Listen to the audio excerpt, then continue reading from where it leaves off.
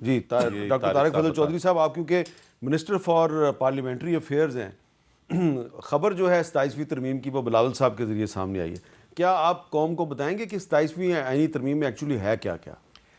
جی بالکل بتاؤں گا جی. جو آغا صاحب نے بات کی ہے اس پہ بھی مختصر سی بات کروں گا، اور شاہرام ترقی صاحب نے جو بات کی ہے، دیکھیں انہوں نے کہا جی کہ اس اسمبلی کے پاس یہ مینڈیٹ نہیں ہے، کیونکہ اس کا جو مینڈیٹ ہے اس پہ ایک سوالیہ نشان ہے.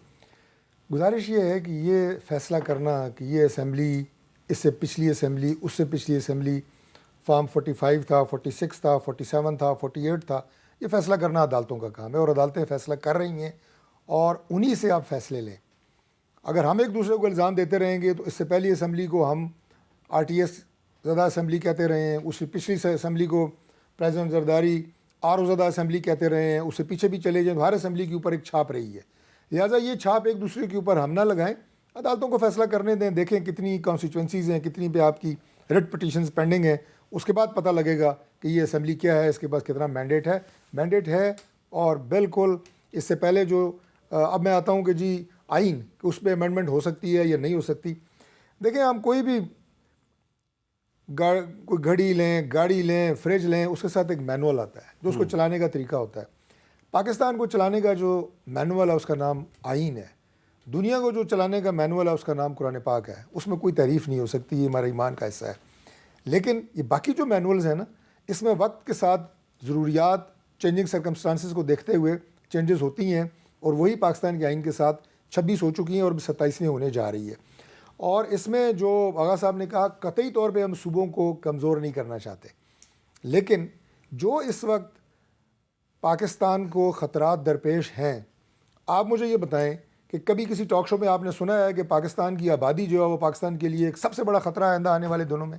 اس وقت آپ 25 کروڑ بالکل، میں نے اس پہ بہت شو کیے ہیں، الحمدللہ کیے ہیں. میرا شو ہونے کی وجہ سے سپریم کورٹ نے نوٹس لیا اور سپریم کورٹ نے کہا یہ پاپولیشن بمب ہے.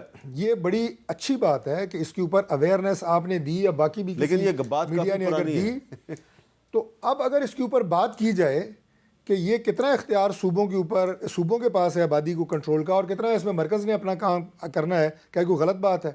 کیا ملک میں اس وقت جو دہشت گردی ہے، ملک میں اس وقت جو ایکسٹریمزم ہے، اس کے پیچھے اگر جہالت ہے اور تعلیم کا عام ہونا نہ ہے، اور اس میں مرکز کتنا اپنا کردار ادا کر سکتا ہے بہتر طریقے سے جو آج سرکمسٹانسز ہیں، صوبوں کو مزید ہم کیسے اس میں مدد کر سکتے ہیں، سلیبس کیسے ہم ہارمنی پیدا کر سکتے ہیں، اس میں بات کرنے میں کوئی حرج ہے؟ آپ کے جو لاجک ہے، آپ کے دلائل کی روشنی میں میں یہ سمجھاؤں کہ آپ کہہ رہے ہیں کہ تعلیم اور پاپولیشن پلاننگ کو صوبوں سے واپس وفاق میں لانا وسیع تر قومی مفاد کے عین مطابق ہے، یہ کہہ رہے ہیں؟ دیکھیں میں واپس لانے کی بات بالکل نہیں کر رہا، میں اس میں ان ریفارمز کی بات کر رہا ہوں. ایون اب ہیلتھ کو لے لیں، گو کہ ابھی اس وقت سبجیکٹ میں نہیں ہے. ایز اے ڈاکٹر میں آپ کو بتاؤں کہ 28 جو ہماری 18ویں ترمیم ہوئی ہے، اس سے پاکستان میں ہیلتھ کو نقصان پہنچا ہے.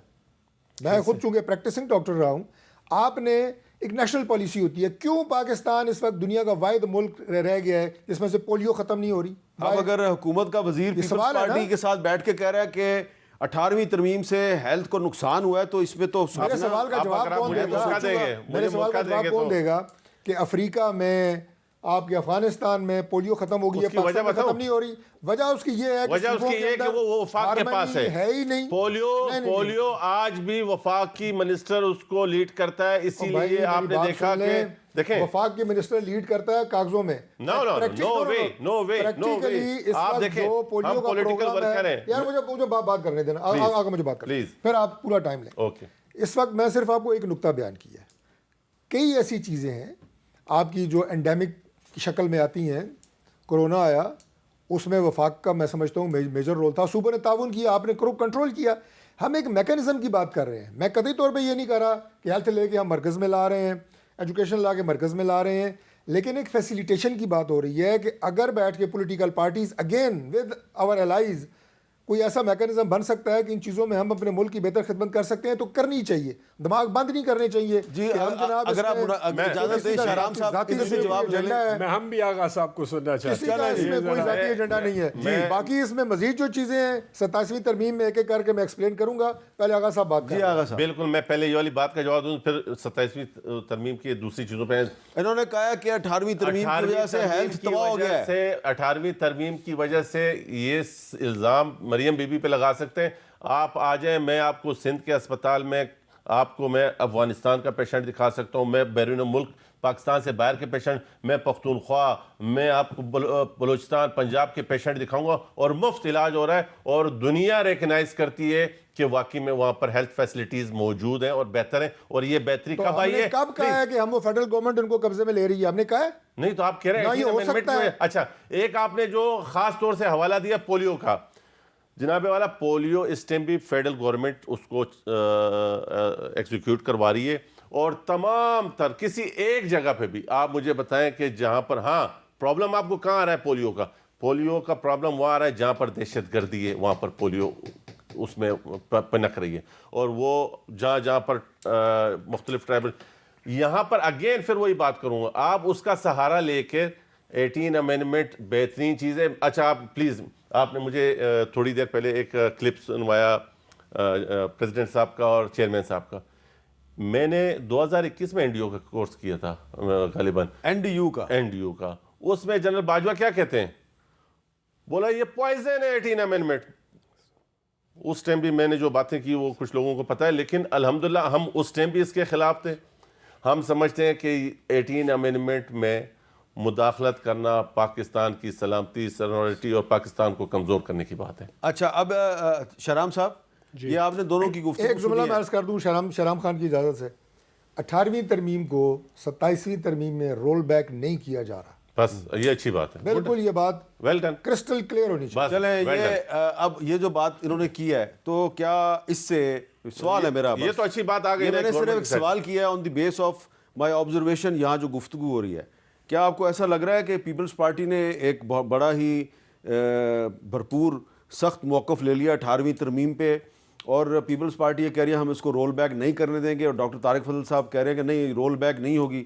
تو آپ کو لگ رہا ہے کہ الٹیمیٹلی 2-3 دن میں ان کا کوئی کمپرومائز ہو جائے گا, آپ مخالفت کرتے رہ جائیں گے, 27ویں ترمیم منظور ہو جائے گی؟ دیکھیں آغا صاحب کے جو سٹانس ہے, اگر یہ اس کو ڈیفینڈ نہیں کریں گے تو ان کی سیاست کو بہت ہی بڑا دھچکا لگے گا, کیونکہ ان کی پارٹی ڈے 1 سے 18ویں ترمیم پہ کریڈٹ لیتی ہے, اور فیکچوئل ہے سامنے بیٹھے ہوئے ہیں. اگر یہ اس پہ بیک آف کریں گے تو ان کو بہت نقصان ہوگا پولیٹیکلی.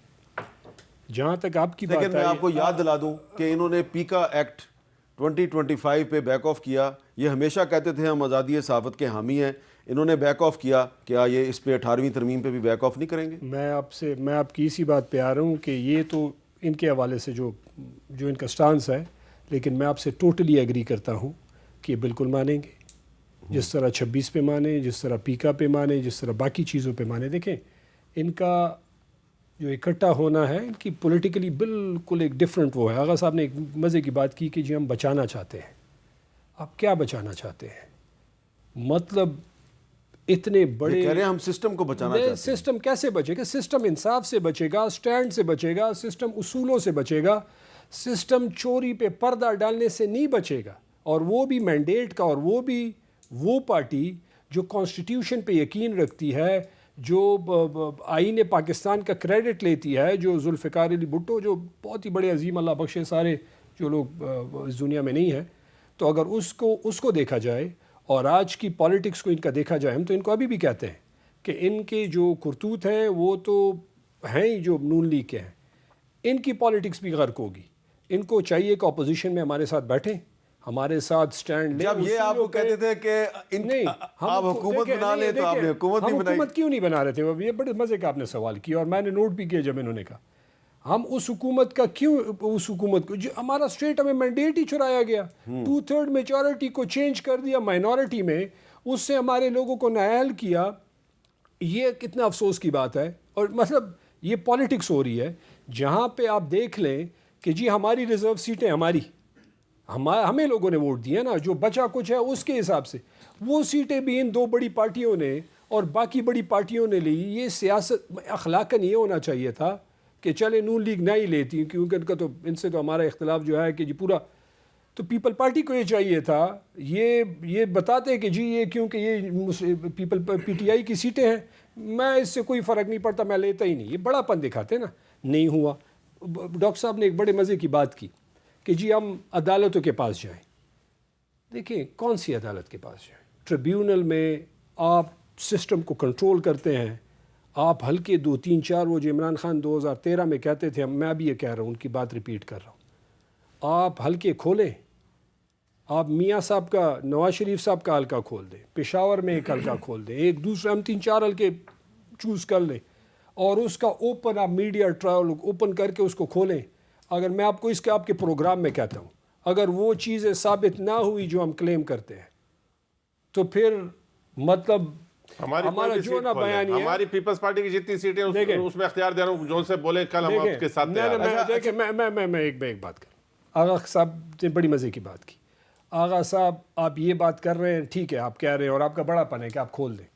آپ ادھر جو ایک غلط کام ہو رہا ہے اس کو آپ کیوں سپورٹ کر رہے ہیں؟ آپ غلط نہیں کہہ رہے, ہم نے تو کہا کہ اس کو غلط ہے, اس کو آ جاؤ, آپ آ جاؤ, آپ اقتدار میں آ کے اس کو صحیح کرو. نہیں دیکھیں, ہم چاہتے ہیں کہ ہمارا مینڈیٹ ہمیں ملے. ہم نے میجورٹی 2/3 سے ہم نے میرا سوال آپ سے یہ تھا کہ آپ کو کیا لگ رہا ہے کہ پیپلز پارٹی بالکل کرے گا, بالکل پیپلز پارٹی سپورٹ کرے گی اس کو. پچھلے 18 مہینے میں ایگزیکٹلی یہی ہوا ہے, اور یہ ان کی مجبوری ہے کہ یہ کریں گے. وہ مجبوری آپ کو بھی پتہ ہے. اچھا جی, یہاں پہ